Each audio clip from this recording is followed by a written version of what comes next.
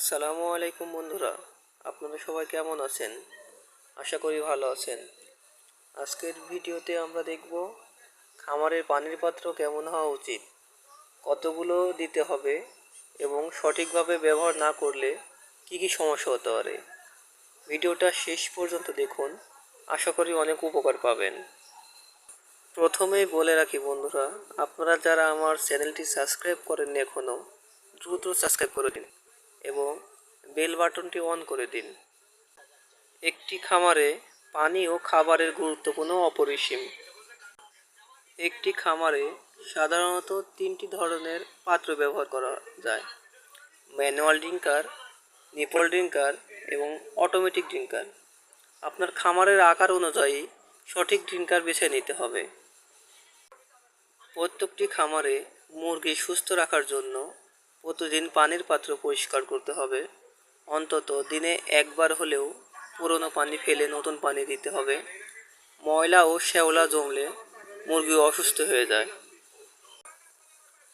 খামারে সঠিক পাত্র ব্যবস্থাপনা যদি থাকে তাহলে মুরগি দ্রুত বড় হয় এবং রোগ কম হয়। খামারে যখন রোগ কম হবে তখন আপনি লাভবান হতে পারবেন। কারণ একটি খামারের মূল বিষয়গুলো হলো সঠিক খাবার ব্যবস্থাপনা, সঠিক পানির ব্যবস্থাপনা, সঠিক লিটারের ব্যবস্থাপনা। এই কয়েকটি ধাপ যদি আপনি সুন্দরভাবে অনুসরণ করতে পারেন তাহলে খামারে কোনো রোগবালাই হবে না, প্লাস আপনি লাভবান হতে পারবেন। একটি খামারে যখন রোগবালাই বেশি হবে তখন আপনার ওষুধ খরচ বেশি হবে, আর ওষুধ খরচ বেশি হলে আপনি লাভবান কম হতে পারবেন, কারণ আপনার অনেকাংশেই টাকাটা ওষুধের দিকে চলে যাবে। আমরা খাবার পাত্র ও পানির পাত্র ব্যবস্থাপনায় সারিবদ্ধভাবে লাইন করেছি। প্রত্যেকটা 4টা খাবারের পাত্র অন্তর অন্তর 2টা করে পানির পাত্র দিয়েছি, তাতে মুরগির খাবারের কোনো সমস্যা যেন না হয় সেজন্য এমন ব্যবস্থাপনা করেছি। মুরগির খাবারের পাত্রগুলো আমরা রশি দিয়ে উপরে বেঁধে দিয়েছি। রশি দিয়ে বাঁধার কারণ আছে, রশি দিয়ে বাঁধলে মুরগি খাড়া হয়ে খাবার খাবে তখন মুরগির প্যারালাইসিস হওয়ার সম্ভাবনা খুবই কম।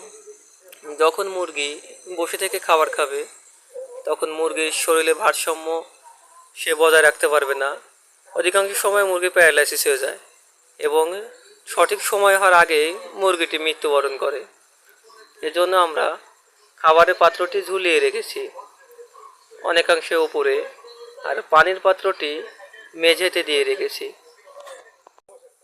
আমরা যখন মেঝেতে পানির পাত্রটা দিয়ে রাখবো তখন মেঝেতে যেন পানিটা না পড়ে সেদিকে লক্ষ্য রাখতে হবে।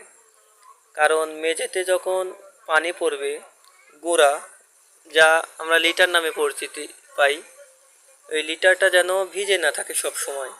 লিটারটা প্রত্যেক 3 থেকে 4 দিন অন্তর অন্তর পা দিতে হবে।